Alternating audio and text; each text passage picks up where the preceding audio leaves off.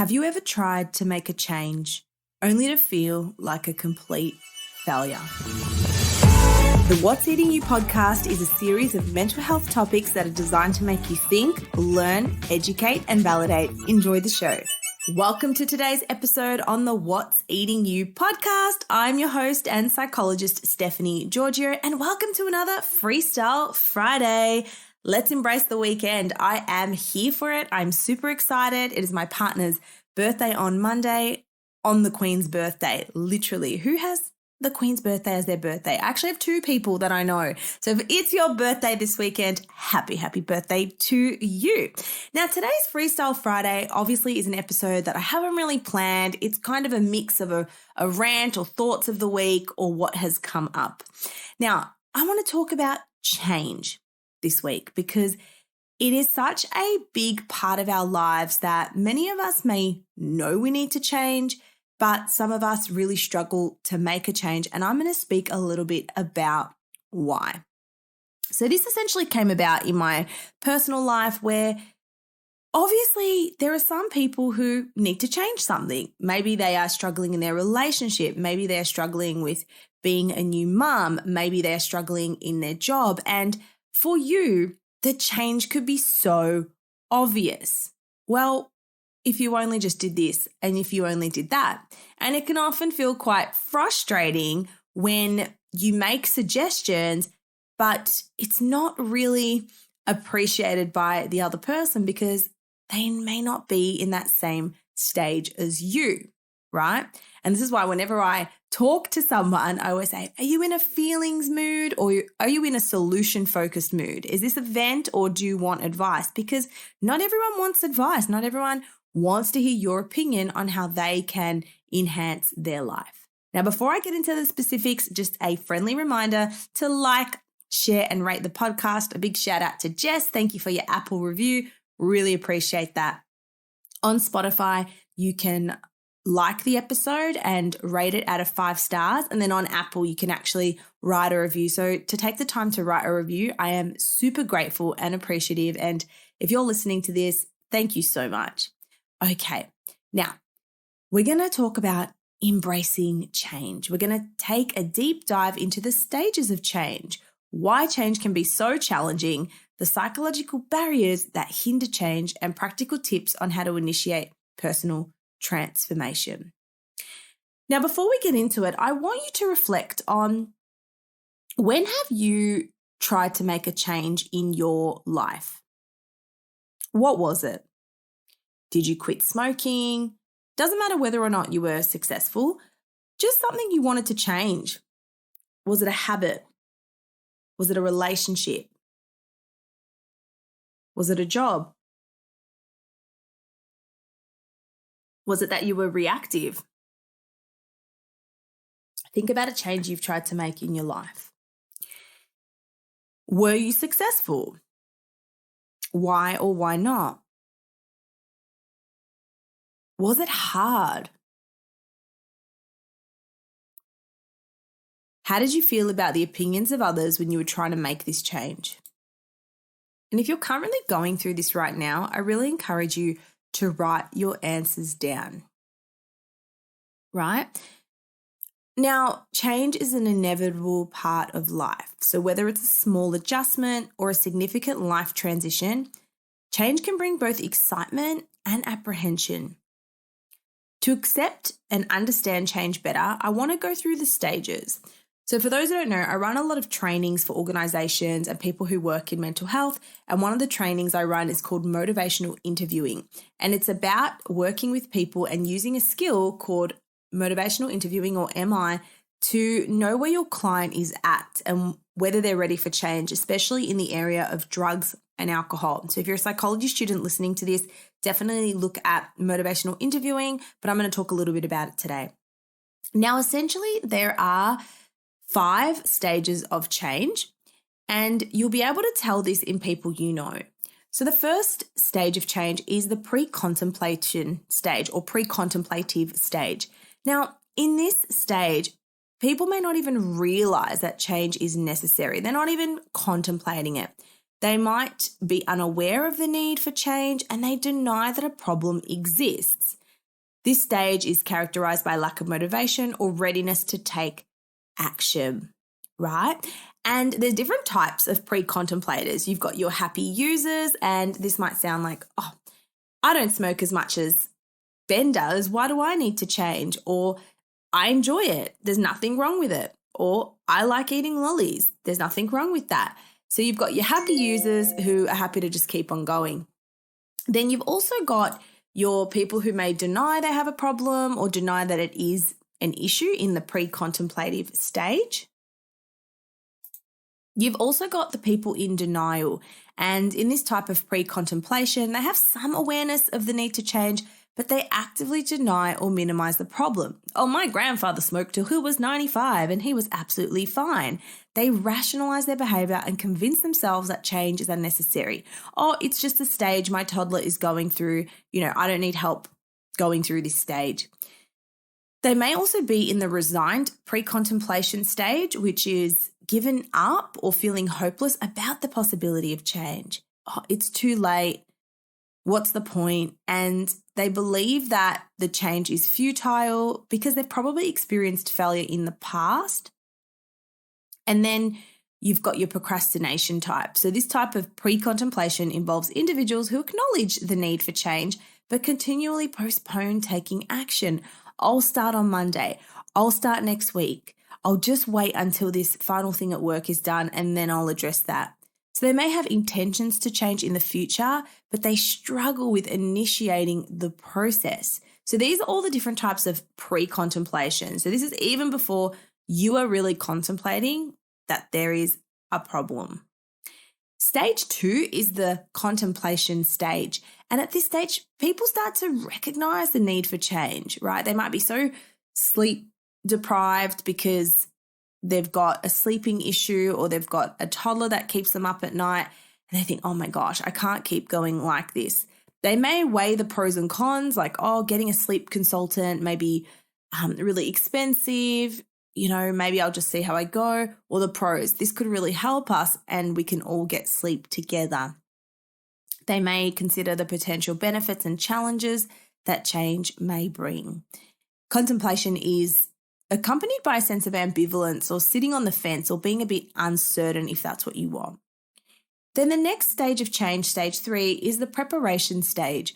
Once individuals have made the decision to change, they enter the preparation stage. This is like planning, taking steps. Maybe it's calling a sleep consultant. Maybe it's doing some research on Google about how to quit smoking. Therapists in the area of eating disorders, you start to prepare and make that step towards your desired reality. Now, this stage can involve setting goals, such as booking an appointment, gathering resources, and seeking support. Next, we have stage 4, which is the action stage. And this is where you actually start to modify behaviors, thoughts, or circumstances to facilitate change. So, for example, for the sleep consultant with the toddler, they start putting in the behaviors that they've been taught. They start having those nights where they're letting the baby cry out, or the person is not smoking. They're either going cold turkey or maybe they've gone to hypnosis, whatever it may be. This stage of action, it's commitment, it's discipline, and it's perseverance. And it's freaking hard, right? This is where people start to implement their plans. And then stage 5 is maintenance. So after successfully implementing change, you just maintain it. You keep the rhythm going, you keep seeing your therapist, you keep on that bandwagon. You sustain the new habits, the new behaviors, and you consolidate the process that you've made.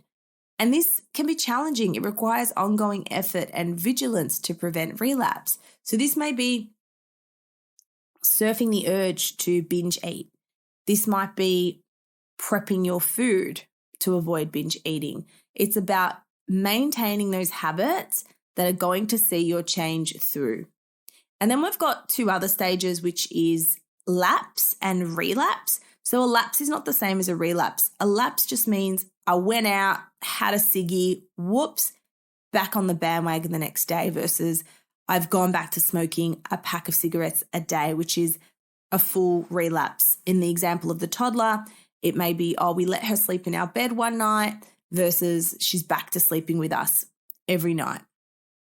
So let's talk about why is it so hard and why is it so frustrating that people just don't do it. I know sometimes we can project our own values and our own expectations onto others. I've definitely done this, but I've also experienced this myself. So for example, I used to deal and still do with severe bloating from time to time. And there's a part of me that was reluctant to actually accept that maybe there is something wrong with me. Maybe there's an intolerance. Maybe there's an issue there.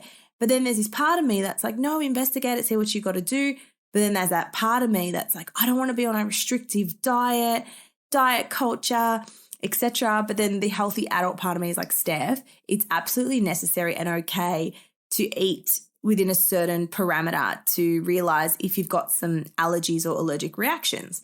Now, for ages, I used to complain about this and my partners would say, Steph, do something about it. We're sick of hearing about this. Like, do something. Like, what are you going to do about it? You always complain your stomach hurts, but you're not doing anything.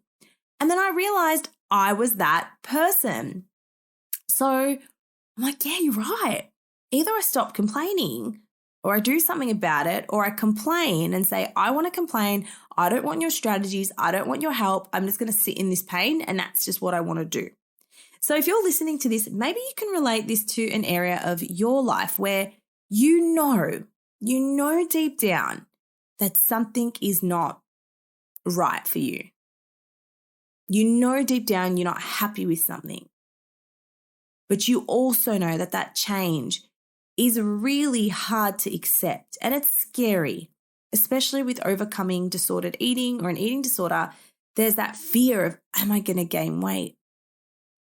There's that fear of, if I actually address this and become successful, can I handle the success?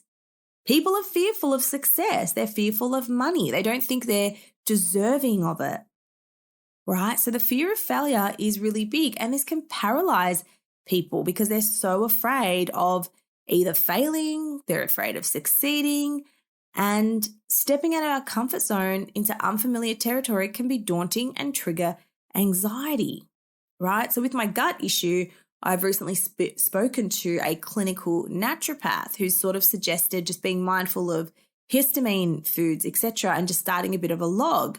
And then, my old eating disorder part, the 14-year-old, is like, oh my gosh, is this restrictive? This is not balanced. This is diet culture. But it just goes to show we're on this really delicate balance now where we're almost triggered by anything that can challenge our beliefs around food. The other reason it's so hard is your brain is wired to resist change. Your brain wasn't designed to thrive. It was designed to survive. And your brain prefers familiar patterns and routines, and change disrupts those patterns, and it requires mental and emotional adjustments. And this can be uncomfortable and overwhelming. So, how do we overcome these psychological barriers and start making a change in our life? I'm going to go through a few practical tips and strategies to help you initiate your personal transformation. Now, this may sound like tough love, but I promise I'm doing this to you, not for you. So step 1 in the practical strategies to make a personal transformation is get real with yourself or develop your awareness. Actually take a dig deep. Put all your defensiveness aside. Put all of your urges to explain, to rationalize, to ignore, to talk back to people, to say, you don't know what you're talking about. Just put it all aside. And actually say, underneath all of this, underneath the mask, the facade, the defensiveness, the people telling me what to do they have a point? Is there something about my situation that needs to change? How can I be honest with myself? What are the benefits if I actually listen to those around me and take action in what they are saying or in what I'm saying to myself, in what I know needs to change? Is it just accepting, you know what, I've been trying to do this for a long time. I've tried to heal my gut for a long time, or I've tried to get my baby in a sleep routine, or I've tried to quit smoking and I haven't had any luck. And deep down, I know that this is causing problems, but I'm ignoring it because I'm just hoping it will get better. So really get real with yourself, be vulnerable with yourself, and be open and honest. For me, it was about saying, you know what, Steph, if you're not going to address your bloating or your stomach issue, are you prepared to accept that you're going to feel this way? And that's a really hard thing to come to. Are you prepared to accept not making the change? So what does not making the change look like? That's another great tip, is to look on the other side of it. Now, once you've done this, the second step is start small. The reason so many people fail to make consistent change is because they set 500 different goals and they feel overwhelmed and they procrastinate and they don't start. Start super small and break it down into manageable steps. It might even be just booking that first appointment with a therapist. It might be getting that medication you need to help you quit smoking. It might be booking that doctor's appointment. And once you've done that, then book the next goal in. The next step of change is accept it's not going to be easy, right? The change isn't even the change. The hard part is the journey. It's going through it. It's doing the tests. It's speaking to the professionals. It's opening up. Like, the decision to change probably isn't even the trickiest part. It's the journey itself. So 3 is seek support. Get people around you. Don't be afraid to ask for help. I'm really big on being resourceful, right? When I have a business issue or a problem with social media, I will ask those in social media. And I know sometimes you can feel embarrassed, like, oh, they're going to know I have a problem or they're not going to help me. Don't care. Just ask people for help. Ask people who've overcome an eating disorder before. Ask people who've had a toddler that doesn't sleep through the night. Ask people who've quit smoking. Your most valuable assets are people who have gone through what you are trying to achieve. 4 is embrace the discomfort. With change comes uncertainty and discomfort. If you're trying to overcome an eating disorder, you have to sit with urges to purge. You have to sit with urges to binge.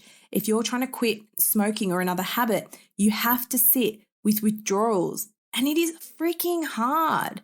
But remember, being happy is hard. It actually takes effort and drive. And I always say this to people, being healthy and happy takes a lot of effort. And this is why so many people are unhappy or depressed or feeling down, because it's a consistent system that you need to have in your life to ensure mental health on an ongoing basis. And the final thing is learn from setbacks, right? Failure is never a failure. It's first attempt in learning. And like I say, it's feedback, it's not failure. So if you have a binge, let's do a binge analysis. What happened? A binge can actually be beneficial if you learn from it. You know, if you lapse trying to teach your kid how to sleep, what did you learn from that? How can you go from that? So instead of viewing them as failures, see them as opportunities to learn and grow. I really hope that this episode has hit home for a lot of people. It may be confronting, but I do this because I care. And I know what it's like to be in that denial or be just living in the, I'm okay with this, I don't really care, I just want to vent stage. But really deep down, you know that something needs to shift. If you found this episode useful, make sure to tag me on Instagram, take a screenshot, leave a rating, leave a review, and let me know if you have any feedback for upcoming episodes or episode requests. Have a wonderful weekend. Know that you're amazing, you are enough, and I'm proud of you. See you guys.